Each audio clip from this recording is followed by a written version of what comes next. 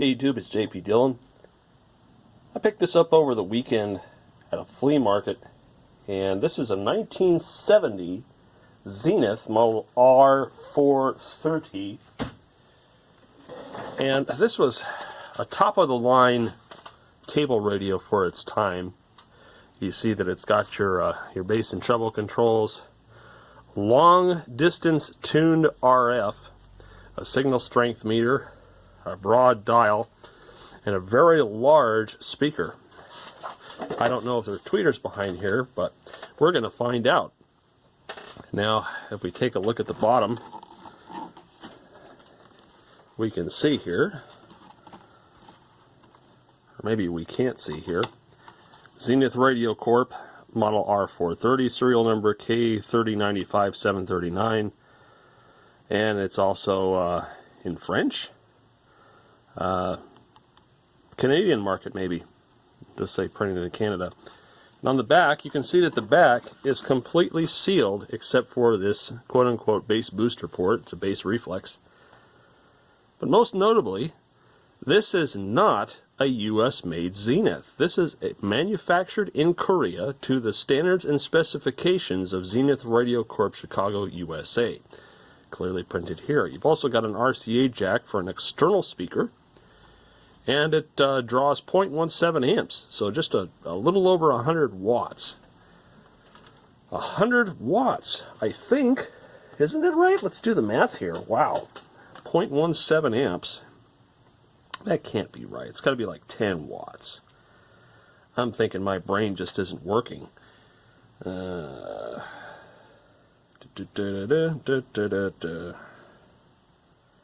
it's more like 20 watts. 100 watts. Nope. Nope, nope, nope. Alright, so 20 watts power consumption. So, I know that this kind of sort of works.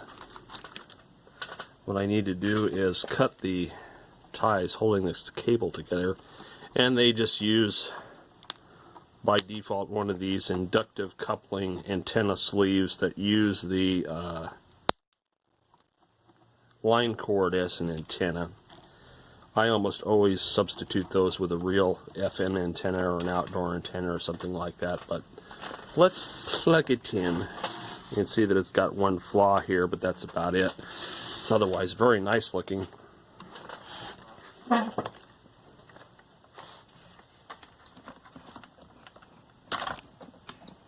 I'm going to jostle the camera around here because everyone likes that. So push on.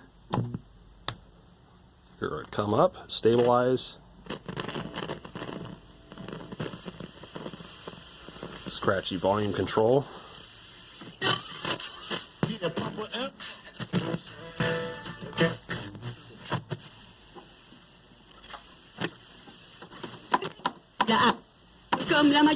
Expert navigator of the take the long When's heavy but His roof and car here. New you priced it. Sano mascara. Oats and honey crunchy. 21 806 es un mensaje. Brain problems. TV.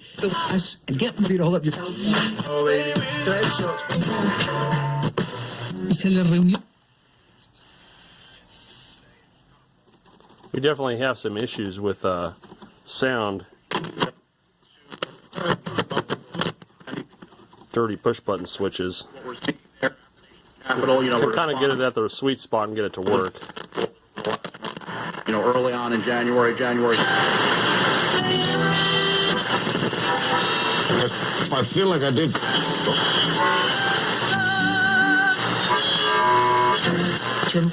La investidura. If we concentrate on 5 at 619 says I agree. So yeah, definitely needs some cleanup there. And I'm picking up a lot of interference. I'm not sure from what. Might even be from the camera. But let's crack it open and see what it looks like inside. It doesn't look like there's too much to get it apart.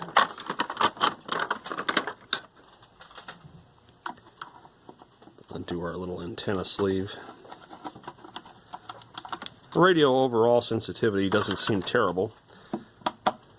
Definitely think there could be room for improvement. But let's get inside of it and find out what makes it tick.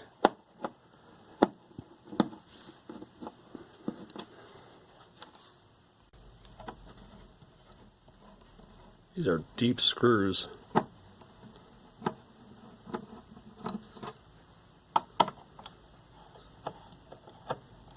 Yeah, this is going to take a while. Bear with me, folks. Almost done.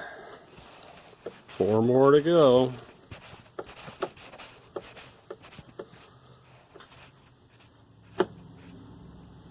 Had I known it was going to be this much of a pain, I would have dragged out the power drill. Alright, last screw. I'm sure some of you noticed I changed screwdrivers. And that was because this one's got a better head on it that bites these screws a little bit better.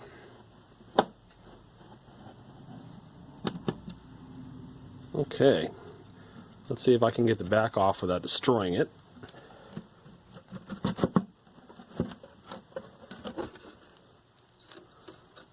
And there you go. That's the insides.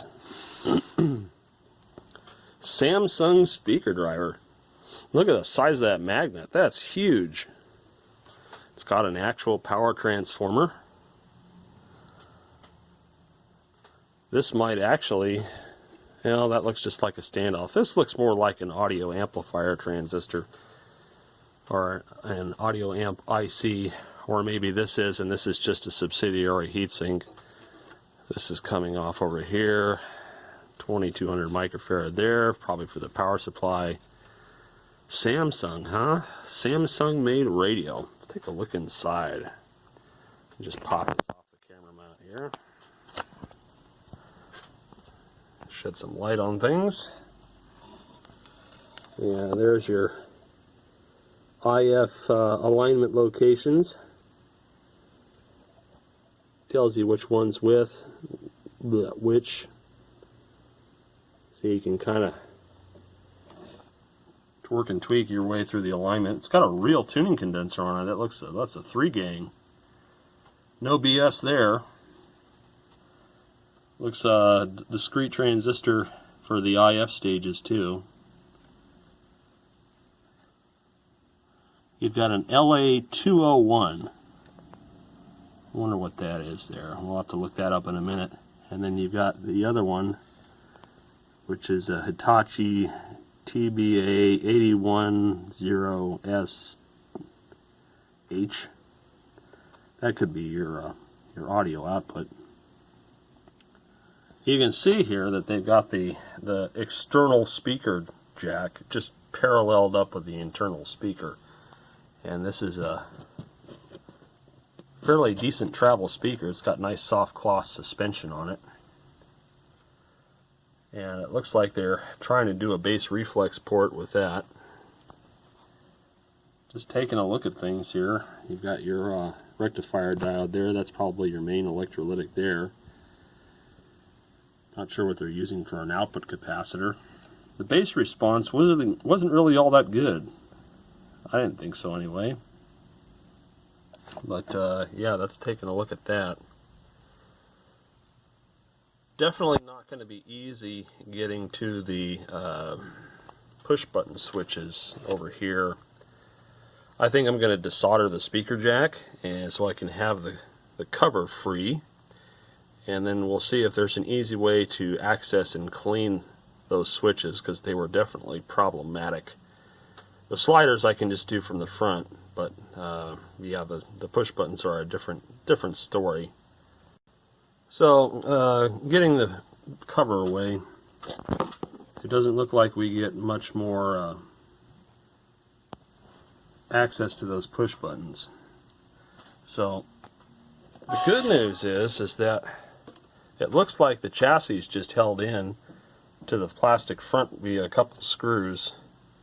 And it's a good bet that if we remove those screws and the knobs and things, that the whole thing will just come out as one unit. So I'm going to go ahead and take those screws loose and see if I can work this out. Alright, so with some finagling, you do have to loosen bits for the tuning meter here, the whole chassis does come out, and that does give you access to the buttons and things. My dial pointer kind of fell out in the process, but it just goes back in that hole, so I'll probably put a little dab of glue on it. Maybe while I'm in here clean the little tuning window, just for grins and giggles. But as far as getting this clean, I'm just going to take some lovely deox and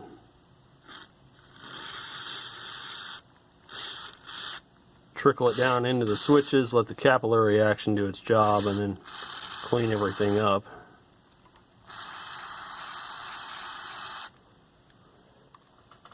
I don't want to put too much in these slide pots because I've learned that they love to deteriorate with contact cleaner.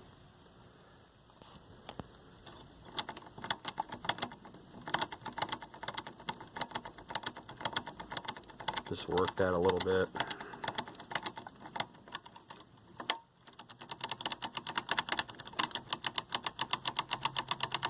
And put this camera back in the mount so I have both hands.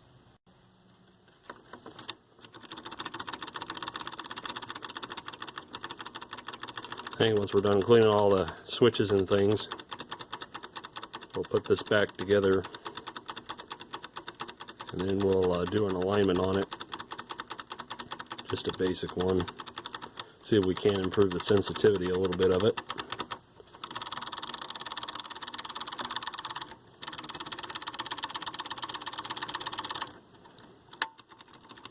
I kind of have an affinity for these ugly late 60s, early 70s table radios.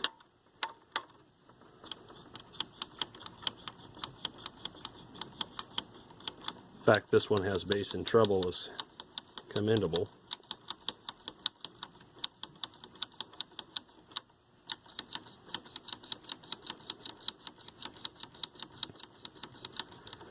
Okay, let's see how this dial pointer rests in here.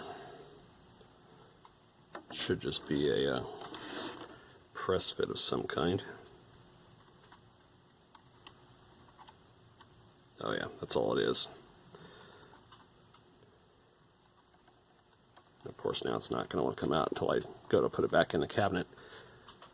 What I am going to do is put a little tiny dab of glue on it.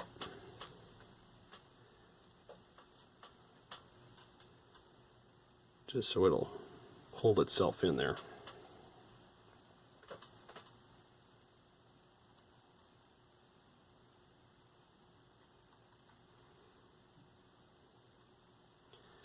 Alright. Now comes the fun part of trying to put this back together. Because getting it out was certainly not easy. Before I do that, let me clean that inside window real quick for the dial. And we'll clean this up. Make sure there's no dust or anything like that. It's going to make it look crummy. And then since I got my grubby little fingers all over the dial, I'm going to clean the dial real quick here too.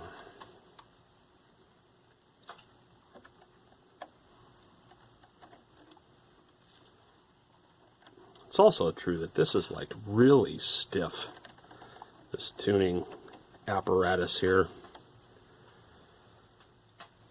I think what I might do is trickle some fader lube down into that bearing shaft. Now the thing I like about fader lube is that it breaks down old crummy grease. Now I don't use it on faders because I find that the solvents are too aggressive with plastics, and they oftentimes will cause the little plastic insulator that holds the sliding tap to disintegrate, and that's no good. Don't want that. Let's see if I can work this in here. Yeah, it's freeing up a little bit. Sometimes I wonder if they put dampening on that to make it feel like it's a bigger thing than it is, or if they just use crummy grease that hardens. Could be either way. It's definitely loosening up a bit.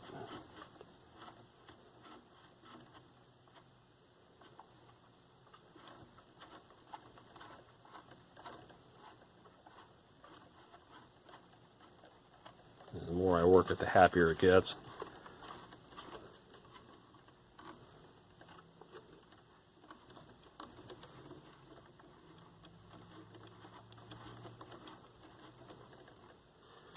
A little bit more.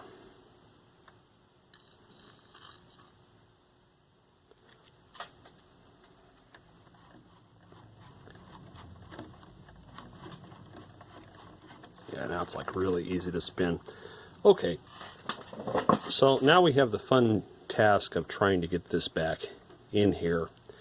Taking it out was not fun, and it's a very tight fit to get it in and out of here.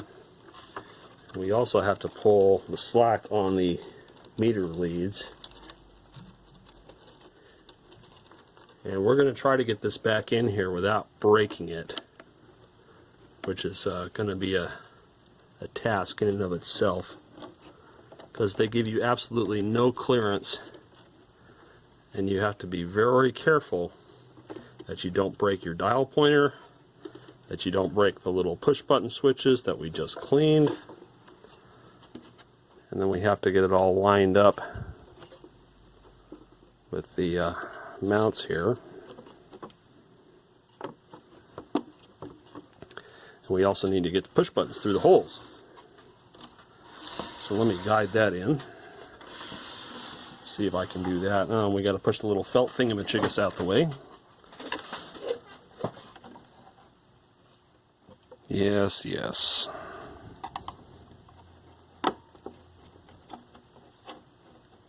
Okay. Here we go. Let's tilt this forward so that it doesn't fall out while we're trying to put it back in again. Double check that my dial pointer did not fall out, which it didn't. And let's finish seating this up against the front of the cabinet. And then I'm going to sink the first couple screws into the top here so that it doesn't fall back and out. This is where magnetic screwdrivers are the tool of choice, because stuff like that happens. Knowing my luck, the screw would go flying into the chassis and I'd have to pull it all out again. I just want to get the top two screws in so it doesn't have a tendency to fall back. Then we'll secure the rest of them.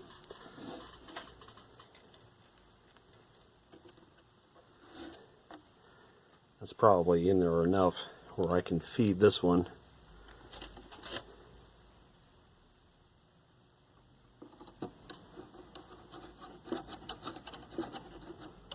Oh, wonderful. Okay, so there is a oh, there it is. Magnets hiding it. This little ground screw that goes here to unify the speaker ground with the chassis ground.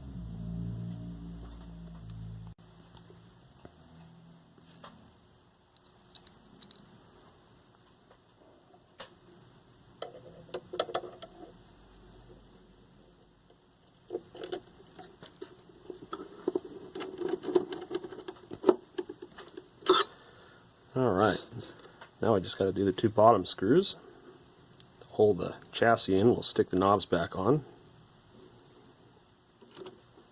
and see if we made any improvements.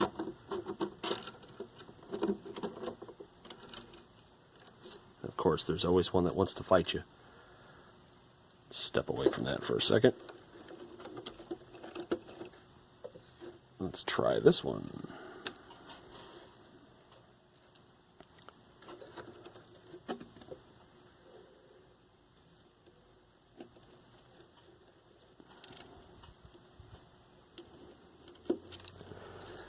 And of course, this one's going to be the one that's going to be a pain, because all this wiring and stuff's in the way. Let's try it from a different angle.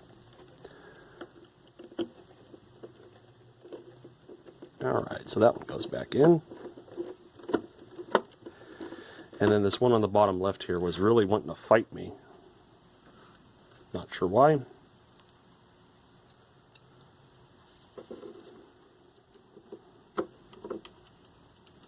almost like the standoff's gone.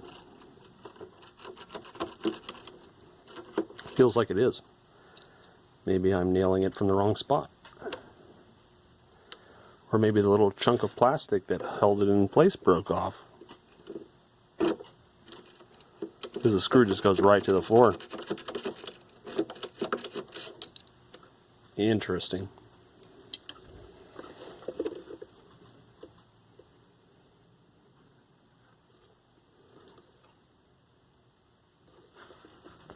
Trying to see if there's any evidence that that broke away, but I can't find it.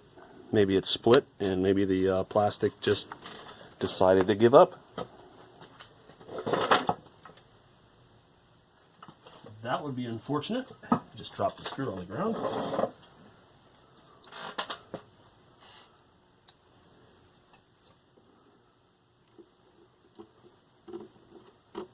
Yeah, there's nothing for that to grab onto anymore, so maybe the plastic gave up as I was taking it out. I suppose we could shine a quick light in here and see if that's true.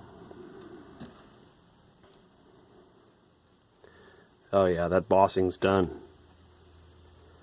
I can see it split. Camera really can't see it, but there's a split there. So that screw isn't going to grab nothing.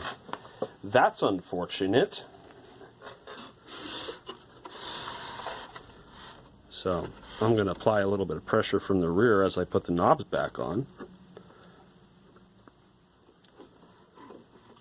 Yeah, tuning knob feels so much smoother now. And let's put back our sliders.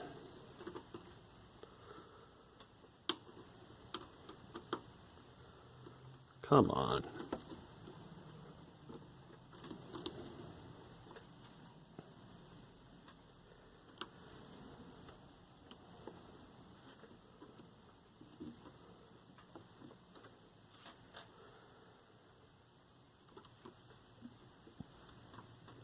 Okay. So now we'll try to do a basic alignment. And I'm just going to do it using the little inductive antenna here. Because why not? I'm going to make sure these don't touch, so that we don't short things out in the amplifier. Still haven't looked up that chip yet, 12 whatever, but we can do that in a little bit. First thing I'm going to do is turn it on.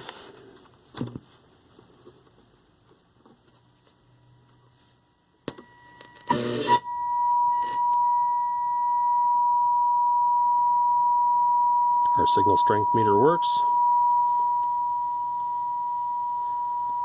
And we're actually, the oscillator is agreeing with the dial, 98.5, so we're right there.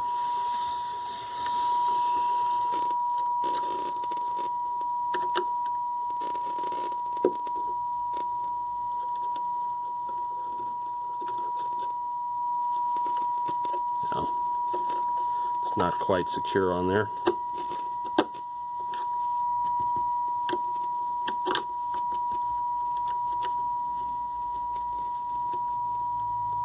A lot of noise when we move this cord around. Alright. So we're going to drop the signal level on my Soundtech 1000. Get a little bit of noise there.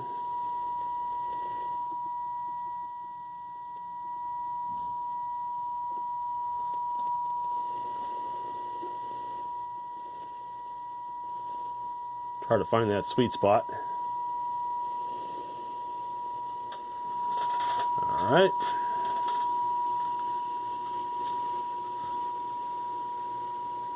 We're going to adjust our RF trimmer. Peek it out. Do the same for the next.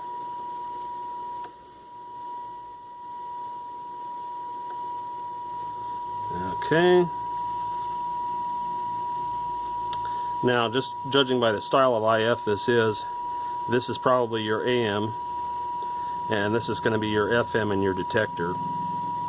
This is probably an FM chip, because this is actually not as discrete as I thought. The AM's discrete. This is probably your FM all-on-one chip type thing.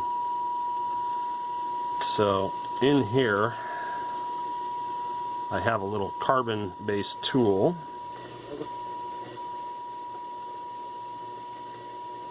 That's your oscillator.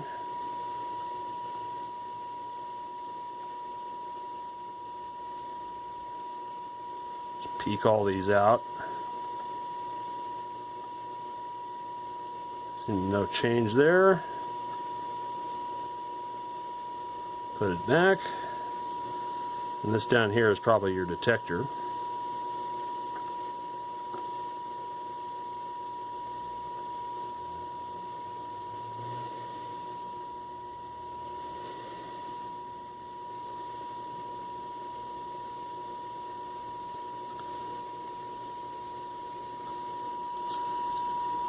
Alright. Didn't really need a whole lot.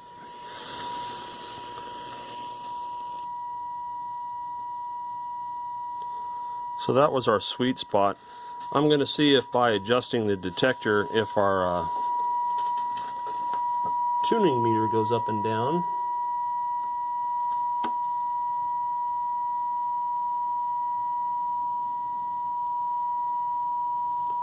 I don't know if you can hear the change in the sound as I adjust the detector. Going for cleanest sound there.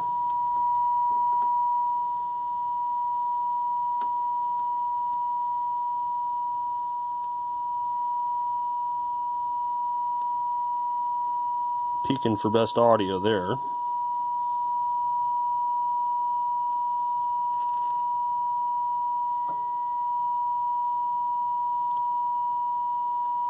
Okay, let's see if that made any notable improvements here.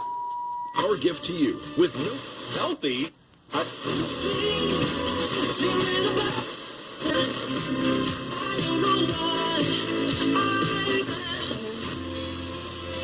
Or please, or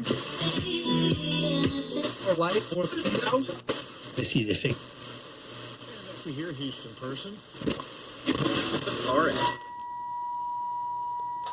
I'm going to go back here and see if I can peek out our RF again.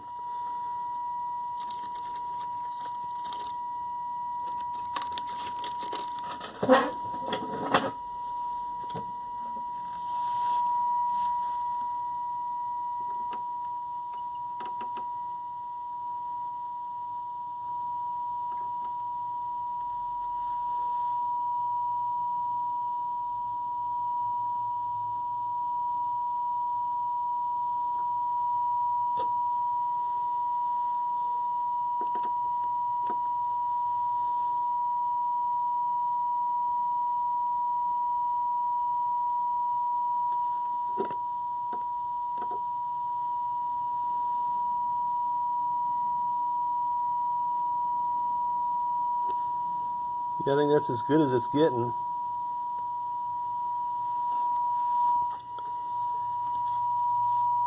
Let me substitute the built-in antenna with an actual antenna lead. You get back into shape. Talking about the work he's To get to spring training. mostly virgin. Yeah, I like it.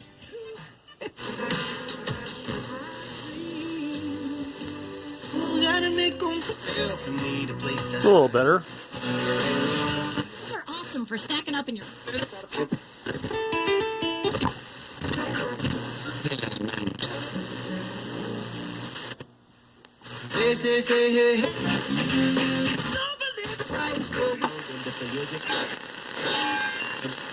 And I know.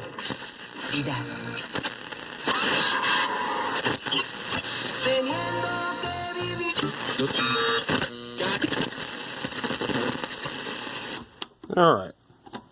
So I think that's about as good as it's going to get. I'm going to go ahead and button this thing back up. Alright. Let's go ahead and solder the speaker leads back in.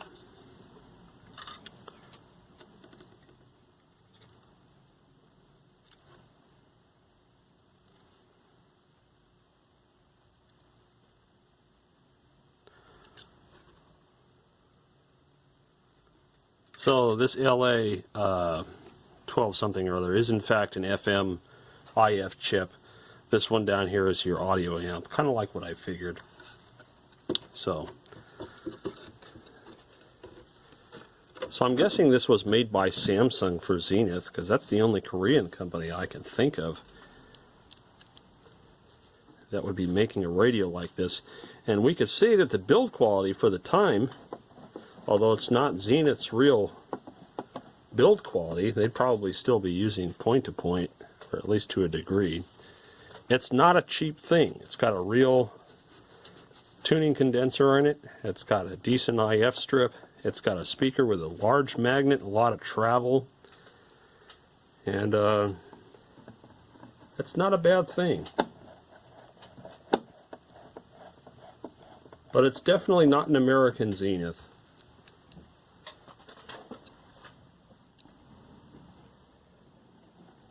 Of course, I think for the most part, other than commercial production, most of the Zenith home radios had gone to overseas manufacturing by the mid to late 60s anyways. I forget what the last real year of like a American-made Zenith transistor radio was.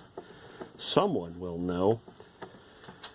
Probably like a DRH4683, who's Mr. Zenith as far as I can tell. He seems to be a very intelligent person with a knowledge of the history of the Zenith Corporation. Check out his channel too, DRH4683. He's based out of the Illinois area. I forget which part, but he loves old Zeniths and old electronics, pretty much any kind of electronics built in around Chicago in the 1950s and 60s. This is not one of those.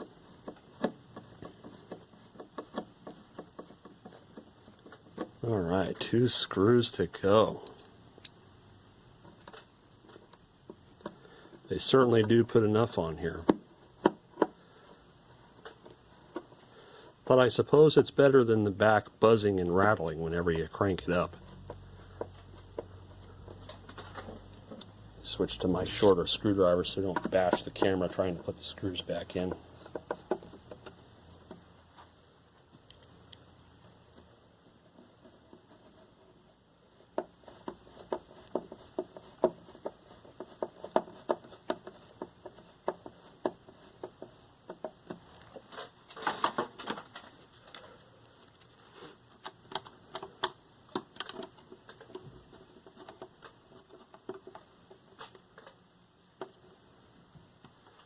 Okie dokie.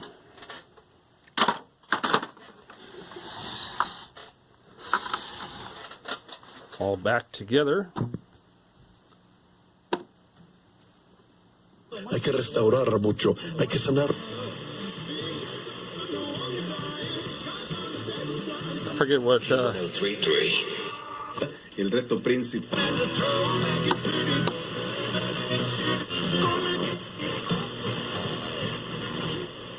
Just sleep in spite. 7 FM. We play anything.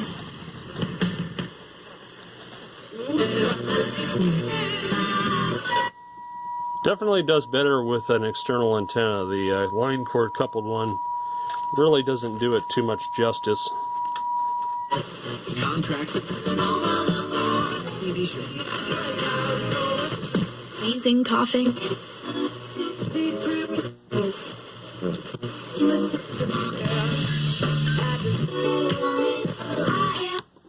Very cool.